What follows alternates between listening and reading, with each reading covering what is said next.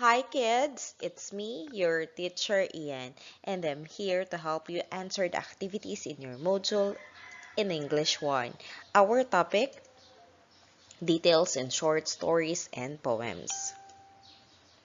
This is the 5th to 7th week of the third quarter, meaning tatlong linggo to kaya medyo mahaba-haba.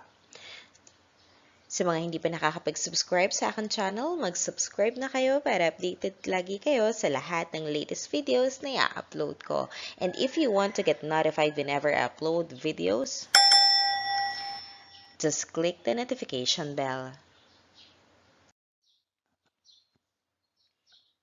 Ayan, kung mapapansin nyo dito sa ating objectives, madami-dami. Na, since tatlong linggo naman to, at saka ito ay tungkol dun sa story, sa poems, medyo akala lang natin madami, pero kayang-kaya yan. Okay? One, sabi dito, after listening to short stories and poems, you are expected to note important details pertaining to character, setting, events. Kasi sinabing note important details, ito yung mga nasasagot mo yung ano, saan, kailan, paano, tungkol dun sa story or doon sa tula. Give the correct sequence of 3 events. Pagsusunod-sunod ng pangyayari, alin ang dapat mauna, alin daw sumunod na nangyari, ano yung huling nangyari. Infer the characters, feelings, and traits. Kung ikaw si Maria, ano yung mararamdaman mo? Ano kaya ang naramdaman niya nung ganito, ganyan? Identify cause and effect or effect of events. Ito na pag-aralan na natin sa mother tongue, yung sanhi at bunga. Ano ang dahilan? Ano ang naging resulta? Yun yung cause and effect. Identify the speaker in the story or poem. Sino ang nagsasalita doon sa story or doon sa tula? Predict possible ending of a story read. Ano ang maaaring mangyari? Ano yung susunod? Paghihinuha na napag-aralan na rin natin sa mother tongue na hindi basta-basta naghihinuha, mayroong pinagbabasihan. At ito ay hindi kasigurado na yun nga yung mangyayari. Relating story events to one's experience. Ikaw ba naranasan mo na ang ganito, ganyan? Discuss, illustrate, and dramatize a specific event. Pili ka ng gusto mong isadula. Gusto mo i-drawing or gusto mo na ikwento. Ayan, i-discuss. Identify the problem and solution. Ano kaya yung problema sa storya? Ano ang naging solusyon? Retell a story listened to. Pagkukwento na, ano yung nangyari? Okay? Ask simple questions about the text listened to. Kapag sinabing ask simple questions, ito yung may mauunawa, malalaman kung ang bata ay nakaunawa sa kwento kung nakakapagtanong siya tungkol doon sa kwentong kanyang narinig o kanya man binasa. So that's it. Ganyan. Ito yung ating dapat na makuha or ma-achieve dito sa ating tatlong linggong topic. Let us have first the basic sight words. May. M-A-Y. May. With. W-I-T-H. With. In. I-N. In. On. O-N. On. Well. W-E-L-L. Well. About. A-B-O-U-T. About. Right. R-I-G-H-T. Right. Done. D-O-N-E. Done. Live. L-E-A-V-E. Live. Down. D-O-W-N. Down. Up. U-P. Up. Over. O-V-E-R. Over.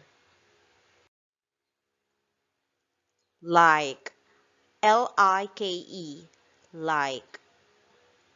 Find. F-I-N-D. Find. Pick. P-I-C-K. Pick.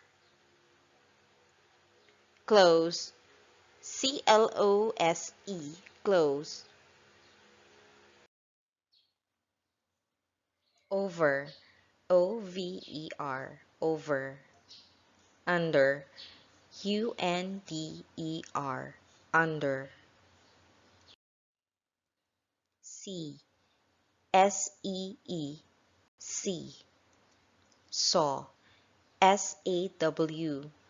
Saw. Right. W-R-I-T-E. Right. Just. J-U-S-T. Just. Only. O-N-L-Y. Only. Love. L-O-V-E. Love. Better. B-E-T-T-E-R. Better. Best. B-E-S-T. Best. None. N-O-N-E. None. One. O-N-E. One. Big. B-I-G. Big. Small. S-M-A-L-L. Small. Give. G-I-V-E. Give. Get. G-E-T.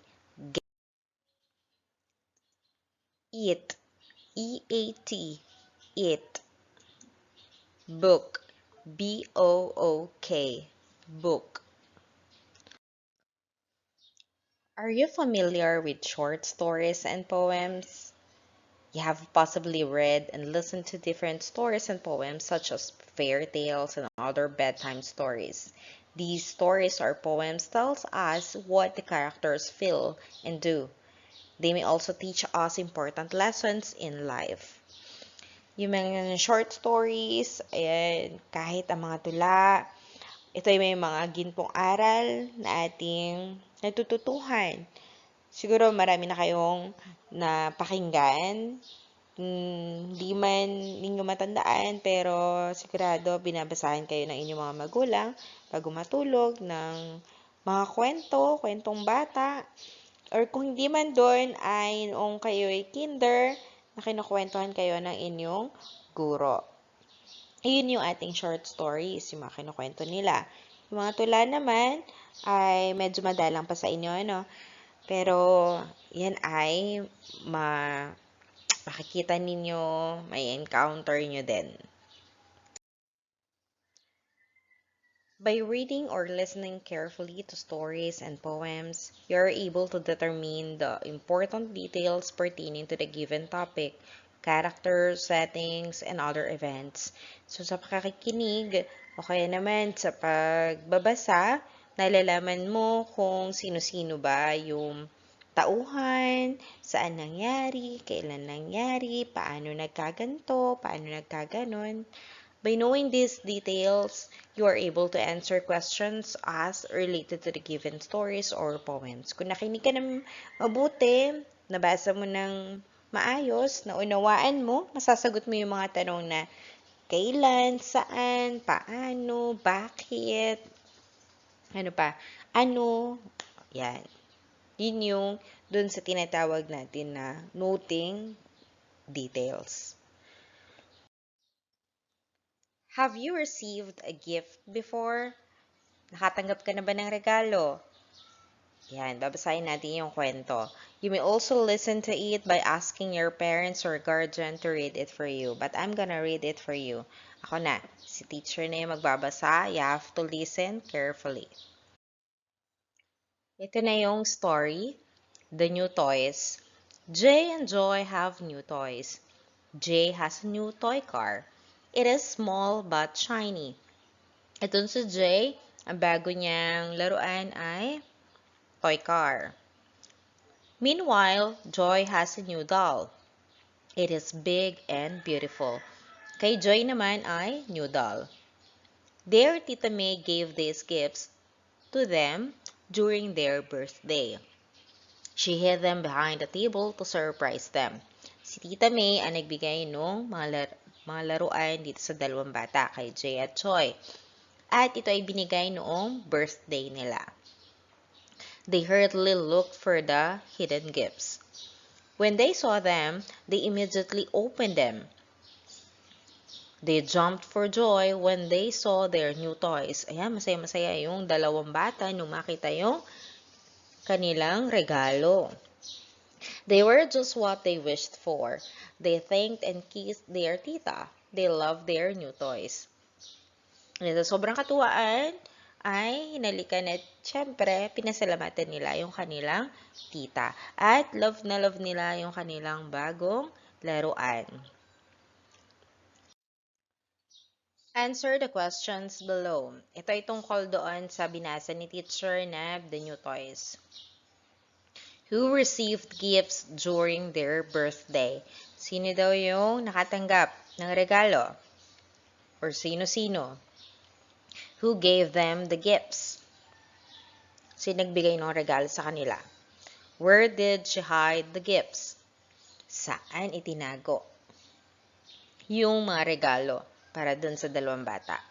What gifts did they receive?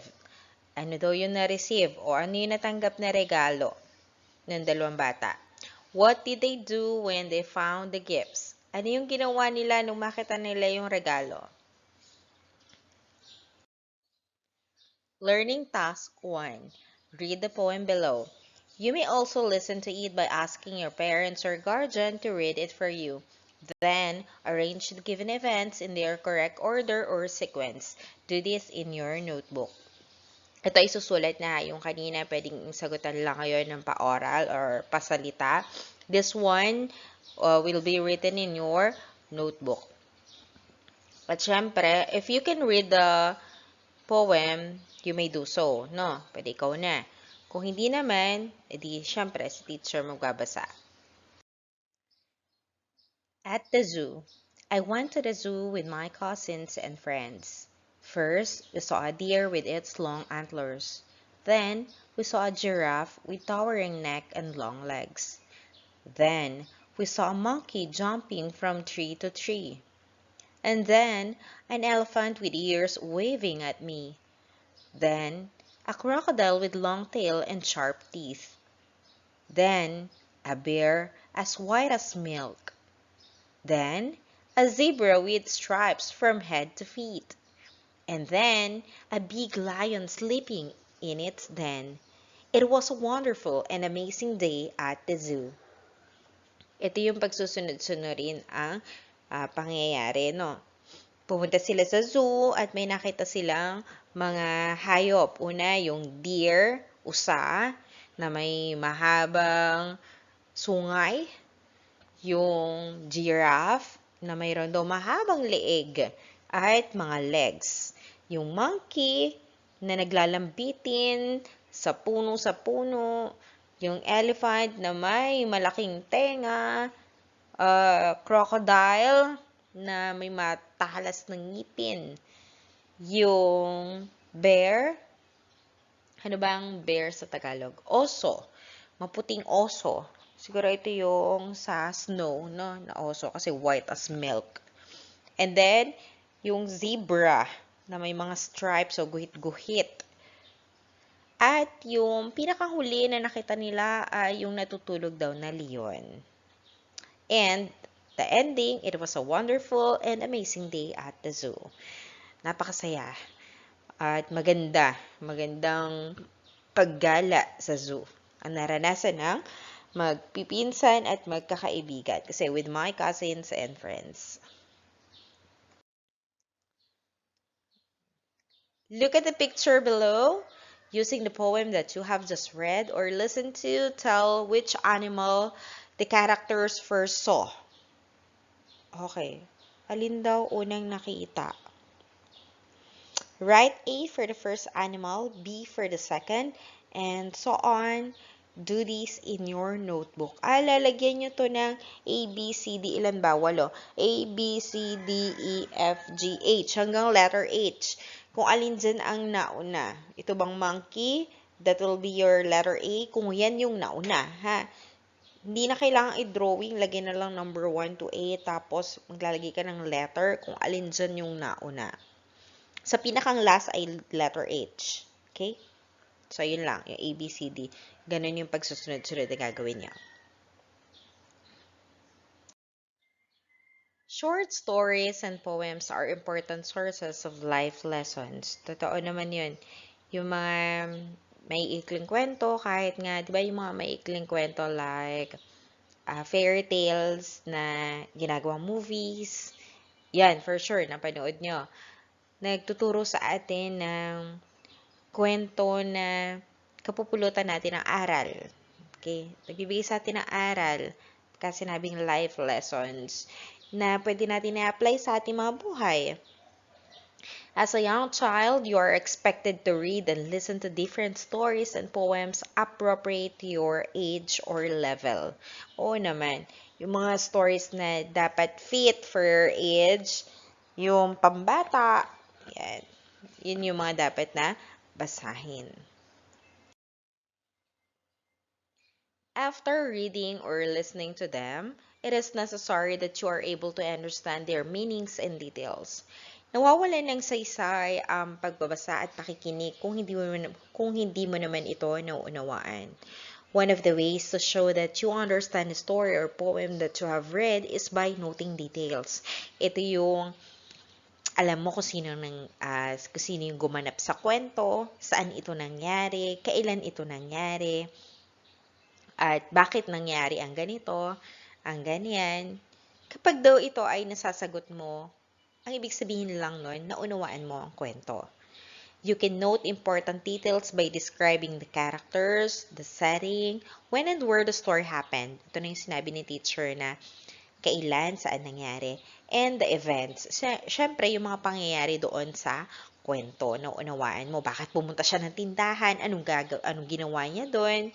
Bakit siya lumayas? O kung meron mang ganong pangyayari dun sa kwento. Kung masasagot mo yung tanong, ibig sabihin na unawaan mo, nakinig ka ng mabuti. Sequencing events is also a good way to show that you have understood the story or poem. You may rearrange the events by identifying which one occurs first, which one is the second, and so on. So, yun. Diba? Kasama ito dun sa objective natin na kailangan mapagsunod-sunod mo yung kwento or pangyayari sa kwento. Kung magagawa mo daw ito, ang ibig sabihin na unawaan mo yung kwento. Alam mo kung anong nauna. Alam mo kung ano yung huling nangyari, yung katapusan ng kwento. Alam mo yung mga gitnang pangyayari sa kwento. Inferring the feelings and characteristics of the characters is also an example of showing understanding of the poem or story. Through these, you are able to determine the feelings of the characters in a story or poem. You'll know if the characters are happy, afraid, or sad. Siyempre, kung ikaw kaya mong sabihin na, si Ana malungkot siya dyan sa part ng storya na yan.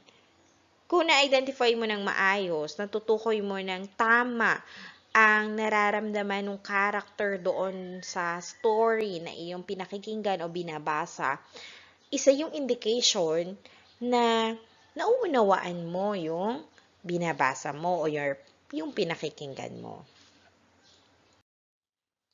Other ways of showing understanding of what we have read or listened are by identifying the cause. Ano kaya yung dahilan? Bakit? Bakit kaya nanakbo si Cinderella? Ayan. Natutukoy mo yung dahilan kung bakit nangyari yung bahagi ng kwentong yon.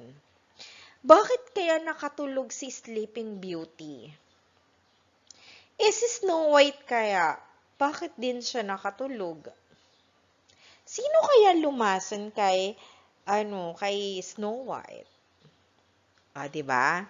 Bakit si Beast pangit siya? Bakit siya naging ganun ang anyo? Kapag ikaw nasasagot mo ang mga ganung tanong, ibig sabihin naunawaan mo yung story. Naunawaan mo yung tula, no?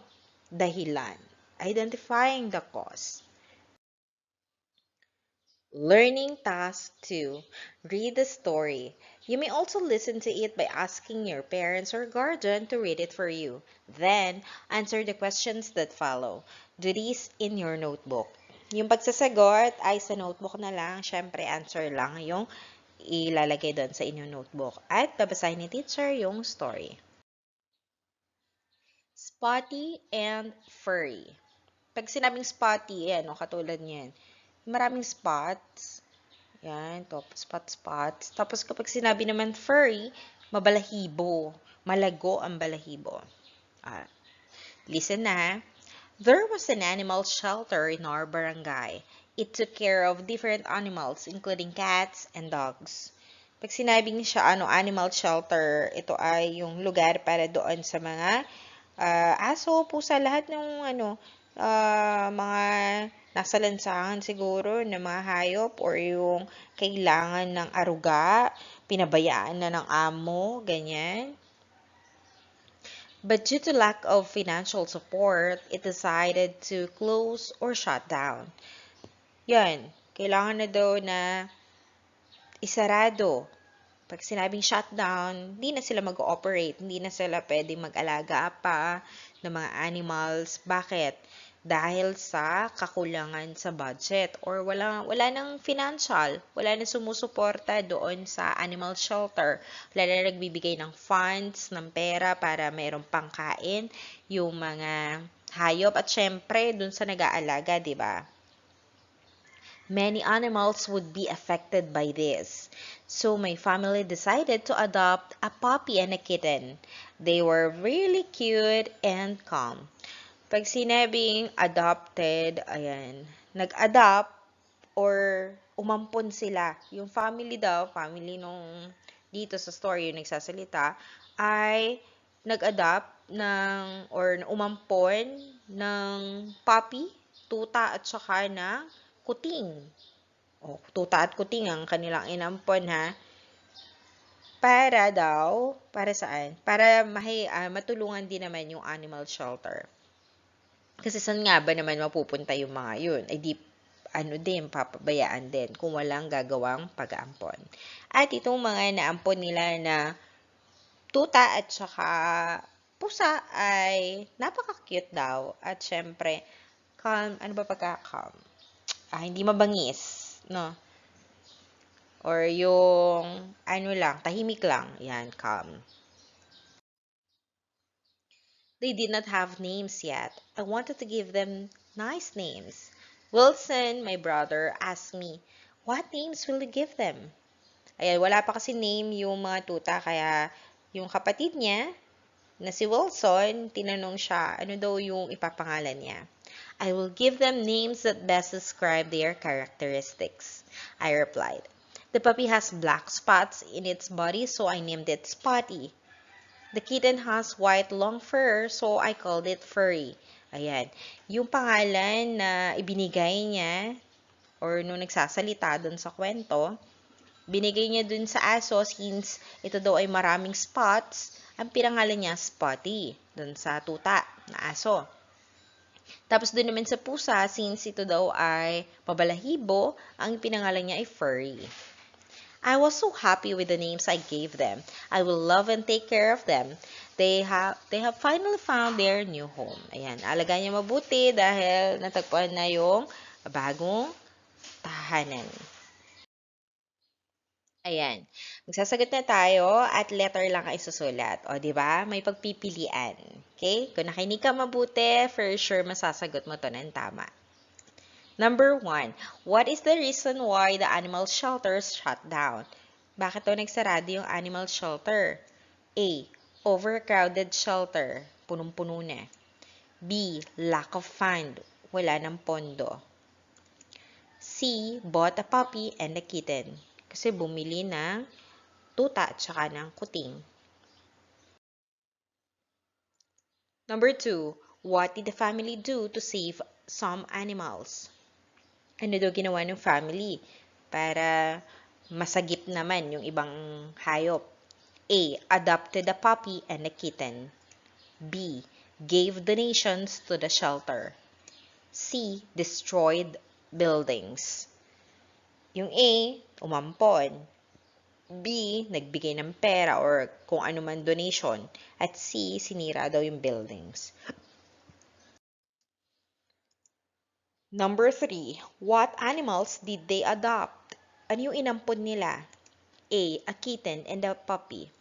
B, a rabbit and a kitten. C, a puppy and a bird. Number 4, what characteristic does the kitten have? Ano daw meron na katangian yung kitten? A, has black spots in its body. B, has white long fur. C, loves to eat.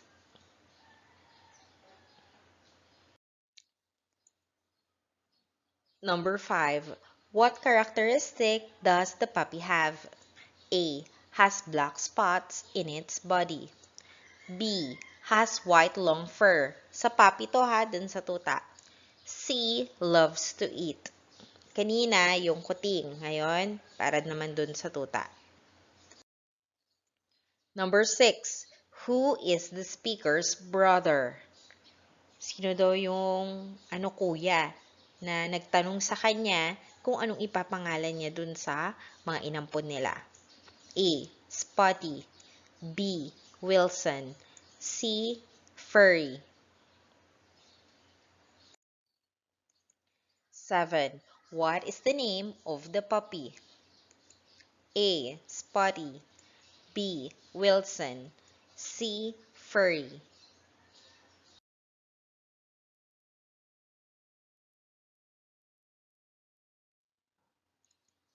Number 9, who is the speaker in the story? A, I. Pag sinabing I, ako. Kung sino man yung nagbabasa, siya daw yung speaker. B, Spotty. C, Wilson.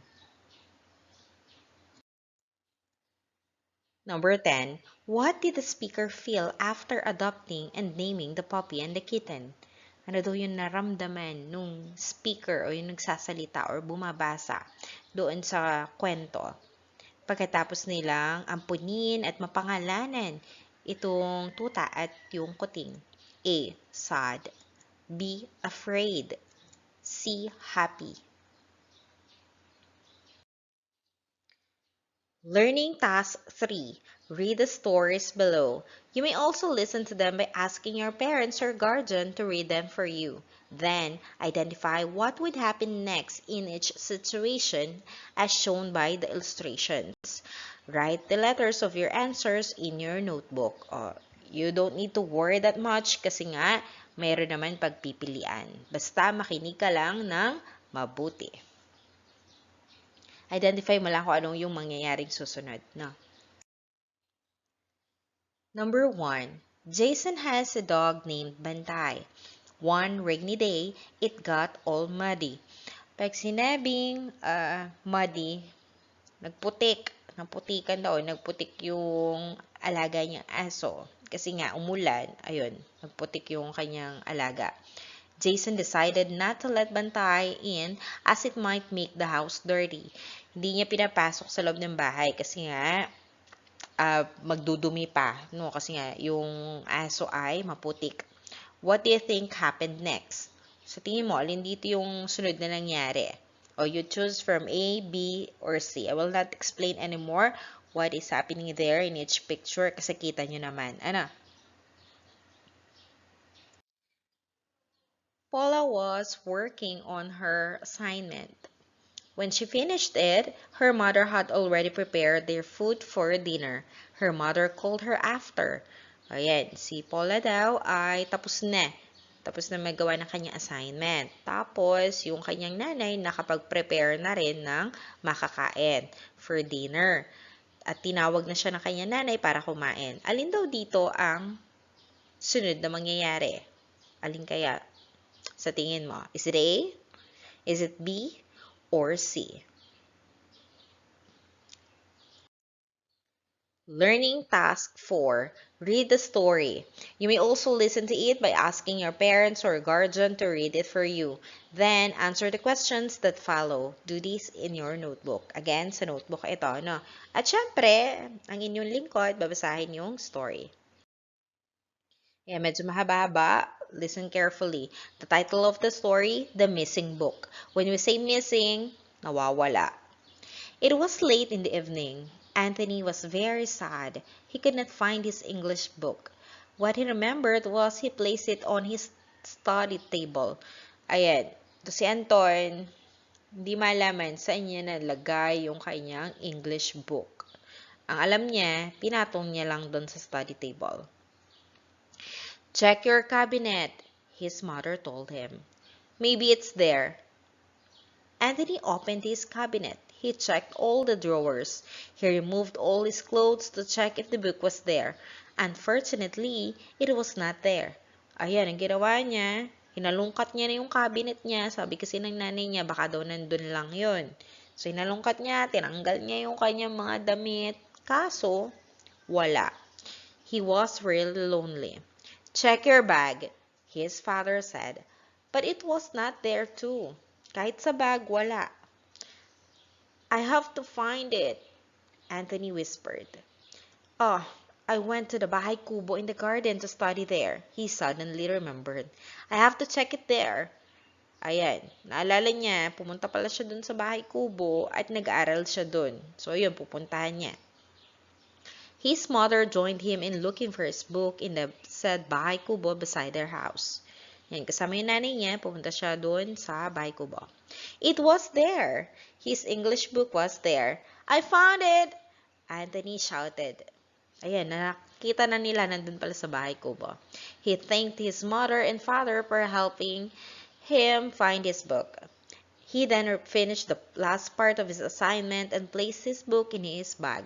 He was so happy for finding his most precious book. O yan, syempre, napaka-happy niya na tagpuan niya yung kanyang book. Ganun naman tayo, di ba mga kids? Kapag tayo may hinahanap, para naaburido tayo, hindi natin makita. Pero once na makita na natin, nandun yung relief, nandun yung happiness, kasi nga, natagpuan mo na yung hinahanap po. At syempre, nandun yung parents natin to help us. Just like Anthony. Now, here are the questions. Dito, wala nang pagpipilian. You have to answer it in your notebook. No choices at all. Ikaw ang magsusupply ng answer. Number 1, what is your most favorite part of the story? Tell why this part is your most favorite scene. Ayan, isusulat mo alin doon yung part or bahagi ng kwento na nagustuhan mo. At sabihin mo, bakit yun? Bakit yung parting yun ang nagustuhan mo? And number 2, just like Anthony, have you experienced losing something very important? What item did you lose? How did you find it? Ikaw ba, katulad ni Anton, may nawala na rin ba sa'yo na importante? Ano daw yun? Ano yung nawala mong yun? At paano mo ito nakita? And, reminder, kids, you have to answer this in English. Okay? As for the help, pwede yun, tanong ka lang kay ate, kuya, or nanay, tatay. No? If you do not know what's the English for this, watch tuloy. What's the term? Ayan. No? Para masagot mo. In your own words, last activity na. In your own words, retell and share this story to your parents or guardians. After retelling it, ask them if you have shared all important details of the story. I think this one, pwede nang ilagay dun sa notebook na kung nagawa mo na, done. And if kailang English kasi, di ba, in your own words, you have to retell or share the story to your parents. Can you do that? You have to retell the story. Kukwento mo daw in English since we are in English. Sorry about my voice. It's kind of itchy na talaga my throat. Ayan. After telling it, tapos tatanungin mo pa dun sa parents mo kung naikwento mo daw ba ito ng tama, kung nabigay mo yung lahat ng importanteng detalye dun sa kwento. Now, if you really understand the story naman, since explain naman ni teacher in Tagalog, but you have to try. You have to try in English. If not, no, sige, pwedeng Tagalog. Pero you have to try in English. Okay, kahit mga simple words lang, okay lang ngayon. Ganun naman talaga tayo nagsisimula sa simple-simple lang. Okay? Good luck! And that's it. Thank you for watching, kids. I hope natulungan ko kayo. And see you in my next video. Goodbye!